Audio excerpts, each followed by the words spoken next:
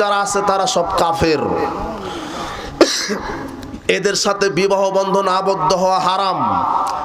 এদের হাতের জবহ করা গরু, মুরগি, ছাগলের গোশত খাওয়া হারাম। এদের দাফন জানাজা করা হারাম।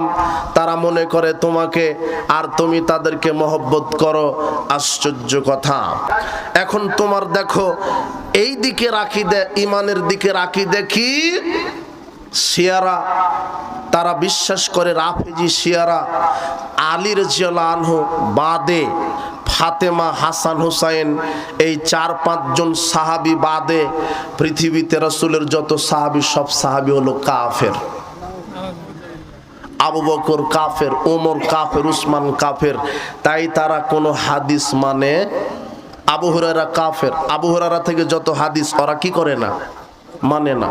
আবু বকর থেকে যত হাদিস, ওমর ইবনুল খাত্তাব থেকে যত হাদিস, আমর ইবনুল আস থেকে যত হাদিস, তারা এগুলি মানে না। কেন? তারা বিশ্বাসী করে এরা সবাই কি কাফের। ইরানের এই রাফেজি শিয়াদের আকীদা, তুমি তাকে মহব্বত করো। সাহাবীকে গালি দেওয়া কুফরি। রাসূল সাল্লাল্লাহু বলছেন, আমার সাহাবীদেরকে তোমরা গালি দিও না। এরা সাহাবীদেরকে কুফরি সাব্যস্ত করেছে। আর কি করেছে? এরা যদি সৌদি আরব দখল করতে পারে, এদের প্রথম কাজ হবে কি জানেন?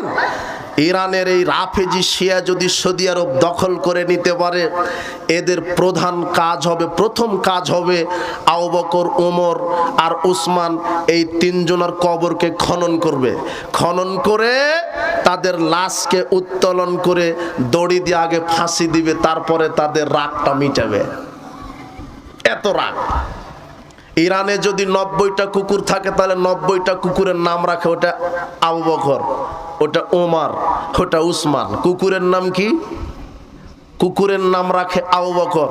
তুমি যদি ইরানে যাও, টয়লেটে ঢুকো, টয়লেটের উপরে ডানে বামে যেখানে পা রেখে পায়খানা করো, সেখানে নাম রাখা আছে আবু বকর। তারা আবু বকরের কত ঘৃণা করো আবু বকরকে, তুমি তার মহব্বত করো।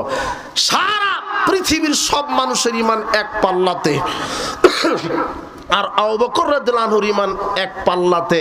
কার ঈমান ভারী বেশি হবে? তাকে নিয়ে কটাক্ষ করে।